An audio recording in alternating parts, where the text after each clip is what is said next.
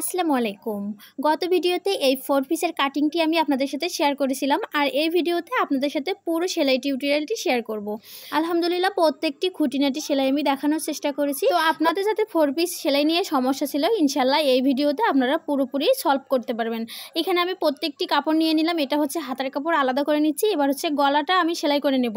প্রথমে হচ্ছে এই যে সামনের অংশটা নিয়ে নিলাম, আর এর ফলস কাপড়টাও নিয়ে নেব।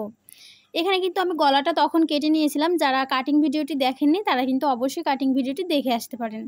তো গলাটা আমি এভাবে বিছিয়ে নিলাম। এবার সামনের অংশ থেকে ফ্রন্ট পাশ থেকে এভাবে আমি ফলস কাপড়টা দিয়ে দেব। তারপরে এখানে গলাটা ঠিক এইভাবে সেলাই করে নেব। এটাতে কিন্তু কোনো রকম বক্র ইউজ করা হয় না।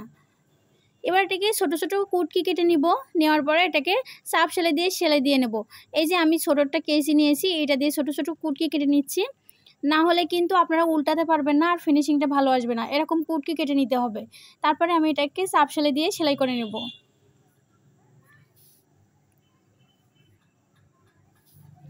এই সেলাইটা একটু সুন্দর করে দেওয়ার চেষ্টা করবেন, যেহেতু এটা সামনে দেখা যাবে, আর এটাতে বক্রম ইউজ করা হচ্ছে না। সেলাইয়ের ফিনিশিংটা একটু ভালো নাও হতে পারে, তাই একটু সুন্দর করে সেলাই করার চেষ্টা করবেন। এই যে সামনের অংশ করা শেষ, সেম প্রসেসে পিছনের অংশ করে নিয়ে আমি এবার পুরটা জোড়া দেবো। দেখেন এখানে ডাবল পার্টের জামার ক্ষেত্রে পুরটা কিভাবে জোড়া দিতে হয় সেটাই দেখাচ্ছি। প্রথমে সোজা সাইড দুটি একসাথে করে নিয়ে অপর পাশ থেকে সেলাই দিতে হবে, ঠিক যেভাবে আমি দেখিয়েছি। আপনারা একটু খেয়াল করলে বুঝতে পারবেন আমি কিভাবে সেলাইটা দিয়েছি। সেম প্রসেসে অন্য হাতারটাও আমি সেলাই করে নিচ্ছি।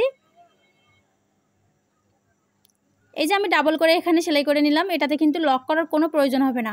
আপনারা যদি এভাবে সেলাই না করেন তাহলে কিন্তু এখানে লক করতে হবে। এবার হচ্ছে আমি হাতার কাপড়টা লাগিয়ে নেব। আর হাতার কাপড় লাগানোর একটা টেকনিক হচ্ছে এভাবে মাঝখান থেকে লাগানো। যেহেতু এটা তালপাট কাটা, তাই আপনারা সবসময় চেষ্টা করবেন মাঝখান থেকে লাগানোর। না হলে কিন্তু কম বেশি হলে হাতাটা ফিটিং হয় না, ভালো দেখা যায় না। আর যারা জামা তৈরি করার পরে লাগাবেন তাদের ক্ষেত্রে বিষয়টা অন্যরকম। তো এখানে আমি এভাবে লাগিয়ে নিয়েছি। পরে হচ্ছে উল্টা করে বিপরীত সাইডটা লাগিয়ে নিচ্ছি, যাতে আমার একটু সুবিধা হয়। হাতাটা আমার লাগানো হয়ে গেছে, একটু ডাবল স্টিচ করে দিলাম। সেম প্রসেসে অন্য হাতাটাও লাগিয়ে নেব। এবার হাতার মুহুরিটা সেলাই করে নিচ্ছি। আমি এখানে ডিভাইডেড হাতা করছিলাম, এই জন্য চিকন করে পাড়ের মধ্যে সেলাই করে নিলাম। তো এবার হচ্ছে এটার বডি এবং সাইড কেটে নেওয়ার পালা। তো এখানে আমি উল্টিয়ে নিলাম প্রথমে। এটা কিন্তু অবশ্যই উল্টিয়ে নিতে হবে। আর এই ফিনিশিংটা কিন্তু আপনি কাটিংটা যত ভালো করতে পারবেন তত আপনার ফিনিশিং ভালো আসবে। এখানে আপনি সুন্দর করে এটা বিছিয়ে নিতে হবে প্রথমে, তারপরে এবার মাপ দিয়ে সুন্দর করে কাটিং করে নিতে হবে। আমি এখানে অল্প অল্প করে কেটে ফেলে দিচ্ছিলাম, সাইডে একটু আঁকাবাঁকা ছিল। তারপরে আমার আগের যে মাপ ছিল সেই মাপ অনুযায়ী এখানে আমি মেপে নিচ্ছিলাম। তো আমার যে কাস্টমার ছিল সে একটু পাটটা মানে চিকন চেয়েছিল, অনেক বেশি চওড়া ছিল।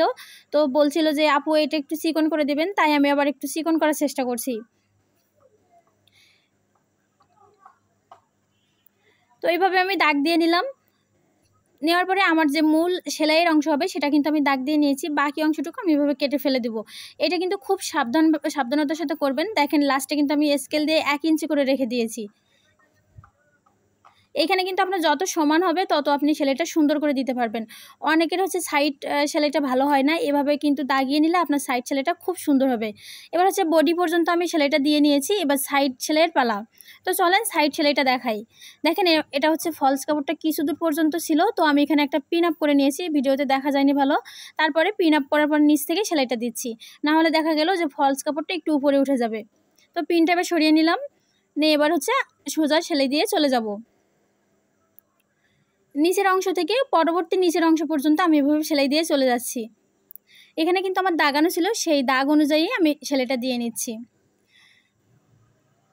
মাঝে মাঝে আমার ভিডিওতে একটুখানি মানে আলো জ্বলে জ্বলে উঠতেছে, এটা হচ্ছে আমার একটা মানে টেকনিক্যাল প্রবলেম ছিল। তো সবাই একটু স্কিপ করবেন, পরে আমি ভিডিও এডিট করার সময় এটা বুঝতে পারলাম। এভাবে আমি নিচের অংশে চলে যাব। আবার এখান থেকে উল্টিয়ে আমি কিন্তু সাইডে আরেকটা করে সেলাই দিয়ে নিচ্ছি। এভাবে সেলাই দিলে কিন্তু আপনার সাইডে কোনো রকম মানে আঁকাবাঁকা হবে না, কোনো রকম বেশি কম হবে না। তাই এভাবে সেলাই দিবেন। আর এখানে কিন্তু নিচের সাইডে যখন আসবেন একটু মানে টান দিয়ে না সেলাই একটু ছোট ছোট করে সেলাই দেওয়ার চেষ্টা করবেন। টেনে টেনে সেলাই করলে কিন্তু সাইডে কখনোই ভালো হয় না। তো সেম প্রসেসে আমি কিন্তু অপর সাইডটাও সেলাই করে নিলাম। দেখেন জামার ফিনিশিংটা কিন্তু মাশাআল্লাহ খুবই ভালো আসলো, আপনারা দেখলেই বুঝতে পারছেন।